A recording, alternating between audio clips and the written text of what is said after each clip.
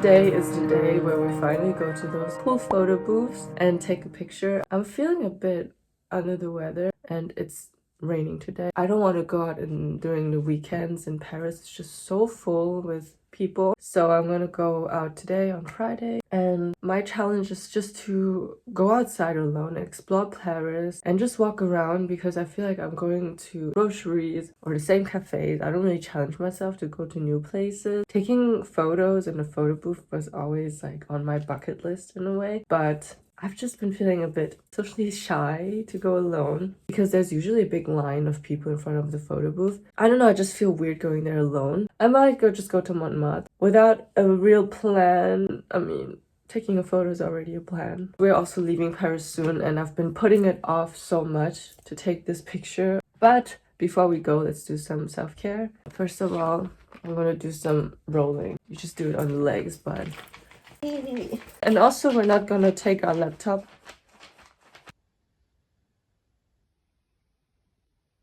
I think I have too much stuff with me. It's too much. This camera is broken. As you can see, the display doesn't work anymore. So whatever I'll take on here, whatever footage you see with this camera, is taken without knowing what the hell I'm really filming. That's gonna be fun. Okay, let's go. If I had to describe Paris, I would say it's very alive, very versatile. And whenever I go to touristic areas, I always feel like I'm on vacation. It's really easy to feel restless in the city because you feel like there's always things to do, or there's always so much. And also the beauty, I don't know, it makes me feel very inspired but restless at the same time. I feel like that's what capital cities do. They really make you push your comfort zone. I feel especially in Paris, the outward expression of yourself is so important. The city is so loud and you're surrounded by people who are doing the coolest things. But overall, I really love this city.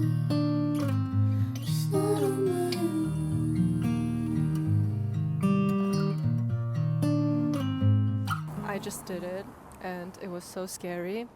I just took my picture and ran away. Like literally everyone was like standing in front, which made it even more scary. Is it slow motion?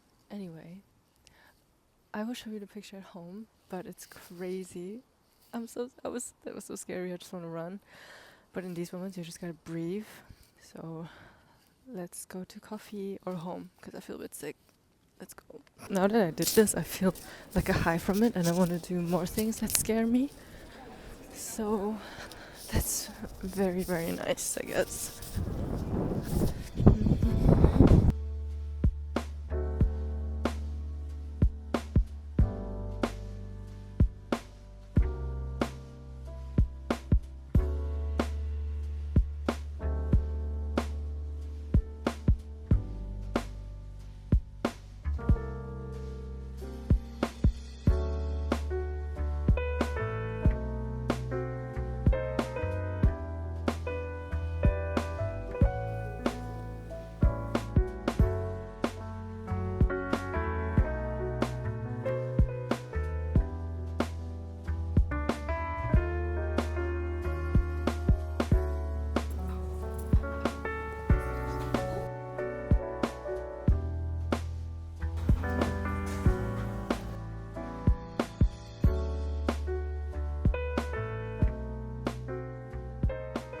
I'm finally back home. Basically, I did a stupid mistake. I used my journal to put my film strip in.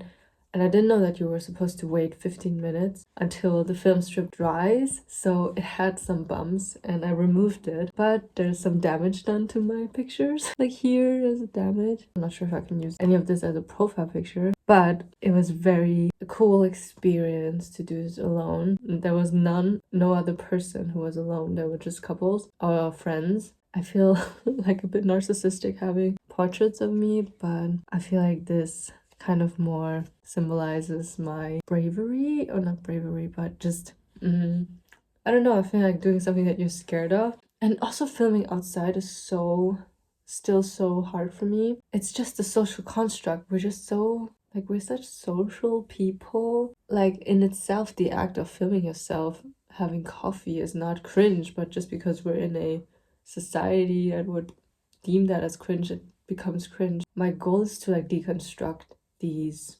limitations, because if I didn't have that, I would film in the coffee place or in the street, but I was literally waiting until everyone was gone so I could film in the street. I had to make sure no one is looking. But then I realized the thing that you can do is just not look at people and just focus on yourself. Then you won't even notice when people are looking weirdly at you. But anyway, so yes, that was a successful day. Here's to doing more things out of your comfort zone, and even if it's just tiny things. But I'm not sure what the next thing would be. Maybe I go for another round. I'm very happy that I faced my fear and finally did something that I wanted to do for so long. But yeah, this is the end product.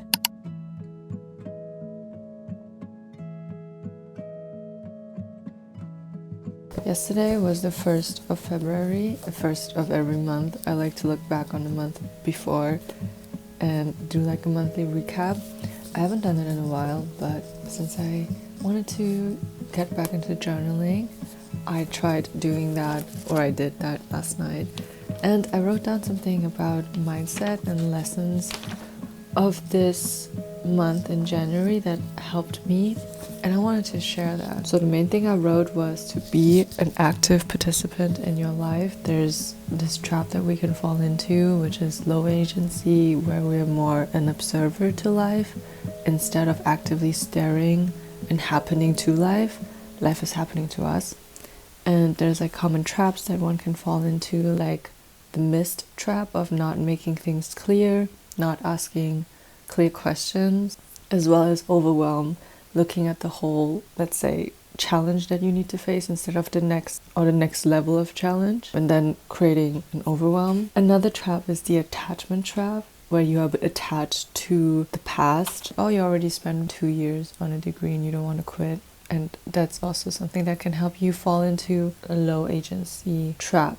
And one question that is supposed to help you snap out of it is, in an alternative universe with a version of you that has 10 times the agency you have now, what would you do right now in your life? And I felt like that was a great mindset shift, because I used that to apply to something and to apply to jobs. I think it's so easy to fall into passivity and letting life happening to you. I also like to reference entropy, which is the natural decay of energy, or just the natural downward flow of life. I don't know, things like journaling helps me also get out of this low agency trap, because in your journal you just can be full transparent and you kind of have to face your thoughts.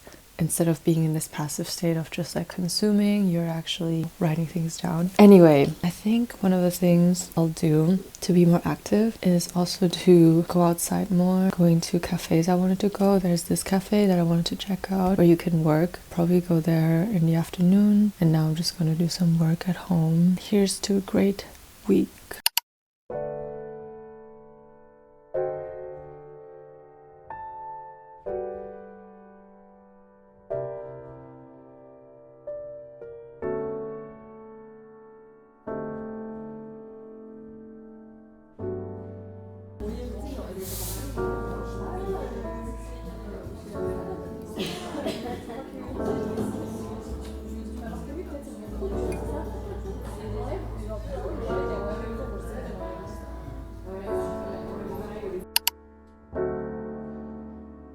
I kind of woke up yesterday it was raining all day, and I didn't film yesterday because I felt like these days where I'm just working at home anyway, just don't feel that eventful enough to film. Now today it's sunny and I'm filming because I'm not sure if it's good to be so dependent on the weather, but I want to show you what I'm doing to feel a bit more uplifted the days where I just feel like I need to get my spirit together. In the following sequence, you will see everything that I do or eat to feel a bit better.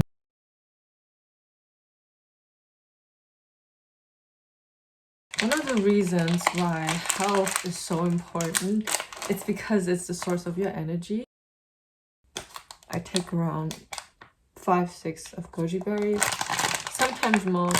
Okay, I just took everything that I set out to take to feel better. And also what I like to do is to massage myself and my lymph nodes. And I also have this designated massage tool.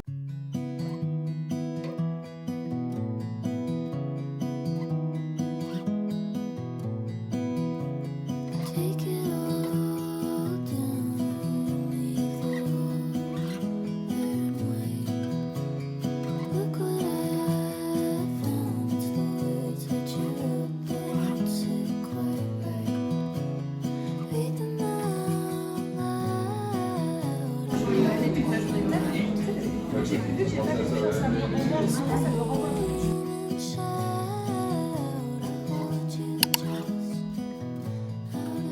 need some motivation to go outside, so I'm gonna vlog. We're going to go to a cafe and work, but you know when it's raining and you feel like doing nothing? Let's go.